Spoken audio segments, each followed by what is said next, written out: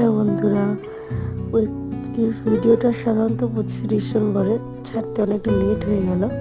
তো বইমেলা পানিহাটি বইমেলায় গিয়েছিল ওখানে বিদেশি কয়েকটি পাখি এসেছিল, তো সেটাই দেখাতে সাধারণত নিয়ে গেছিলাম। তো তারই একটি ভিডিও তোমাদের সাথে শেয়ার করলাম। সেরকম কিছু ঘুরে দেখা হয়নি, কারণ কি প্রচণ্ডই ভিড়, তো সেভাবে ভিডিও করা হয়নি। তো যেটুকু ভিডিও করতে পেরেছি সেটুকুই তোমাদের সাথে শেয়ার করলাম।